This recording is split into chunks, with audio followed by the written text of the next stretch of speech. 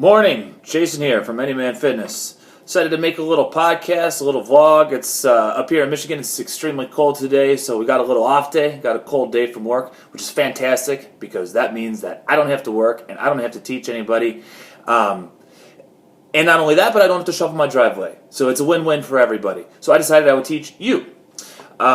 A very common question that I have from clients that kind of prompted this video here is what to track and what not to track. I get a lot of emails along the lines of, okay, well, I'd like to put this on this condiment on that. What should I track? What should I not track? You know, what do you think I should do as far as trying to hit my protein, my carbohydrates, and my fat? And every single time the answer is exactly the same. Track whatever you want. Now, that might seem a little bit simplistic and a little bit too easy, so let me make sure that I specify some things. You always want to track your major sources. When you're talking about protein, you want to track your meat. You want to track whether that's your lunch meat or your actual beef or your pork that you're purchasing or whatnot. You want to track your nuts. You want to track your cheeses, the protein that's in cheeses, that's in eggs, that's in dairy. If you do shakes, I'm not a big fan of shakes, but hey, if you do shakes, IIFYM, whatever fits your macros, it's totally up to you. But those are the things that you need to track for protein. As far as carbs go, you need to track your starches. You need to track your sugars, your breads, your rice, your sugary dressing. If you like the peppercorny, sugary type salad dressings, I'm not a big fan, but maybe you are.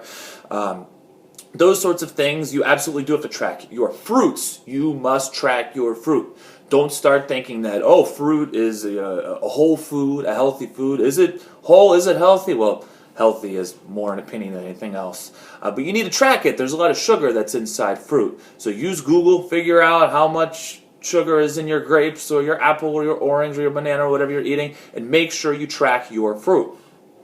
As far as fats go, you need to make sure that you track your oils, you track your butters, you track your creamy dressings, you track the fat that is in the peanuts or the almonds or whatever it is that you're eating. You want to make sure that you are tracking the fat that's as a byproduct of your dairy choices, your milk. If you want to go with the milk that you don't have to track, I like unsweetened almond milk, and then I just don't worry about it. I don't drink milk too often, a couple times a week, whether it's in some cereal or it's to make some mashed potatoes or something like that. But go for unsweetened almond milk, and it's like 40 calories a cup. So then, I don't worry about it. But if I was to be using whole milk or even really skim milk has a lot of sugar in it. Look at that label. I think there's like 8 or 10 grams of sugar in each cup of skim milk. So those things you absolutely do have to track. As far as fat goes and the byproduct of the meat, say you buy some bacon or you buy some sausage or you buy some beef and you throw it in the pan. Obviously, as you're cooking it, you can see the fact that there's some fat that's burned off, or especially if you're making bacon, there's some fat that's left over. Now, technically speaking, if you look at the fat content that's on that package, and say it says 6 strips of bacon is 30 grams of fat, you can look in the pan and you can realize I am not ingesting all 30 grams of fat. So what should I do? Should I count it as 20 grams of fat? Should I count it as 15 grams of fat? Should I count it as 10 grams of fat? I don't want you to sit there and try to estimate how much fat is left over here as opposed to how much fat you're putting in your mouth and putting in your stomach. It just doesn't make any sense. You're making things too difficult. Whatever you decide to do it. It's up to you. In essence, it doesn't really matter. Now, say you eat bacon on a regular basis and you decide I'm going to use this as my measurement, whether that's the original 30 or it's 20 or it's 15, and you say, I'm going to be consistent and I'm going to use this every single time. So you get to the end of the month and you hand me your measurements and you say, and your scale weight, and you say, I'm not too happy with this progress. I want to speed up weight loss. I want to speed up fat loss. I want to have better progress in the next month. So what should I do? I'll tell you one thing that I am not going to tell you to do. I am not going to tell you to start changing the way that you count your bacon. I'm not going to tell you that. I'm simply going to lower the numbers. You continue to track your bacon however you want to track your bacon or whatever the case may be, and we won't worry about it. I'm not going to tell you to change the way you track. I am going to change your numbers. Now, there are some obvious little caveats there. Say you tell me, oh, Jason, you told me that vegetables are a freebie, so I'm going to eat massive bowls of salad for lunch and for dinner, and I'm going to smother it in ranch dressing, and I'm not going to count that ranch dressing. Well, then that's a red flag. Wrong. You can't do that. Obviously, if you're loading huge amounts of dressing on top of vegetables, you're going to have to track that. That's a large number of calories, and hopefully you're learning that already. But here are some things that I personally don't track, and I wouldn't track if I was you. I would not track most vegetables, most colorful, green, leafy vegetables. Now, are there some carbohydrates in them? Yes, absolutely, there's some. There's also a great amount of fiber, and I just don't think it's very efficient to sit there chopping up broccoli so I can see how much fits inside of a cup and then taking my number of carbs and subtracting my number of... I'm just not going to worry about it. But what I am going to do, what I personally do, is I make sure that I eat broccoli and kale and sometimes spinach and onions and peppers and cauliflower and cucumbers. There's all of those vegetables that I just named, I eat on a regular basis for both lunch and for dinner at every single meal, and I don't track it. Now, if I hit a point where I said I think I'm gaining too much fat, or I think I'm losing muscle, or I'm not losing fat fast, if I need to tinker with something, I'm not going to change the fact that I eat all of those things for lunch and dinner every day. I'm going to change my numbers, and the problem takes care of itself.